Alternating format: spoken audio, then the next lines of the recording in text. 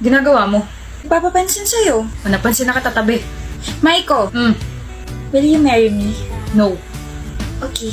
Nagpapapansin ka na naman ba kaya? Hindi, no. Ikaw na kaya yung nagpapapansin sa akin. Ngayon napansin na kita, pwede mo na ako maging crush. Utak mo may ubo na naman. Maiko, Ano? will you marry me? No.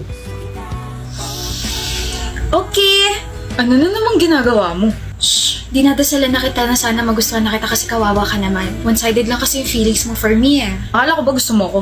So, ina-acknowledge mo na talaga yung presence and feelings ko for you. Will you marry me, Maiko? Ewan ko sa'yo. Ah, hindi na no yung sagot mo. Ibig sabihin may chance na ako. Wala. May hinahanap ka? Oh, yung pake ko. Nandito sa bulsa ko. Ako hinahanap mo, no? Feeling. Aminin mo na. Wala akong aaminin. Ako meron. Nag-iipon na ako para sa kasal nating dalawa, no? Ito ang ipon ko. May 10 pesos na. Uy! 110 pesos na. Good luck sa pag-iipon natin. Maiko, Hmm, will you marry me? maybe.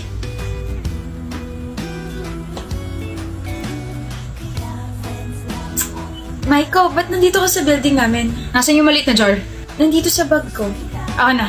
Bakit? Itatapon mo? Akala ko ba okay na tayo? I mean, alam ko naman na one-sided pa rin yung feelings ko para sa'yo, pero... Sira, di ba puno na yun? Oo. Nakabili na kasi ako ng mas malaking plastic jar. Tapos nakahanap na ako ng part-time. Wait, naghanap ka ng part-time job? Bakit? Para sa kasal natin. Ha? Masipag ako kaya. Mukhang mapapadali kasal natin ah. Teka, Maiko. Bigay ko sa'yo yung jar mamaya. Will you marry me? Pakakasalan kita kaya. I receive a wedding invitation from your ex. Like, ang kapal naman ng mukha niya. Best friend mo ako, so bakit niya ako sasendan, di ba? Wedding will happen sa Batanes. Like, ang ganda ron. Tapos sabi sa invitation, magkakaroon daw tayo ng all-paid expense trip.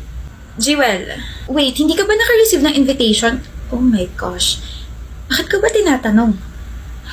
Sorry for being insensitive. Ex mo nga pala si Maiko. Of course, he won't invite you. Hi love, sorry I'm late. Hi, Maiko. Hi, Maiko? Maiko? Yes? Wait! Kayo pa rin? Nag-break ba tayo, mahal? Ewan ko dyan, nagbago lang ako ng book, tsaka 7 buwan lang kami hindi nagkita kung ano na yung mga pinagsasabi. Wait! A minute! Di ba ikakasal ka na, Maiko? Oo, okay kaya.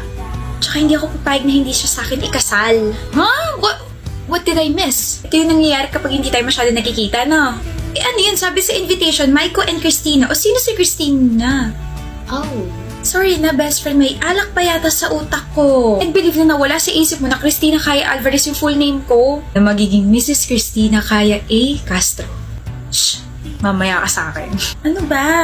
Sa harap ko pa talaga? Gusto ko rin ng she fell first but he fell harder na trope. Lord! Maghabol ka rin kasi. And mag-propose agad. Pag nagkaroon ako ng jowa, magpapagupit din ako at ibabalik ko ang hair ko sa black. Kaingkit!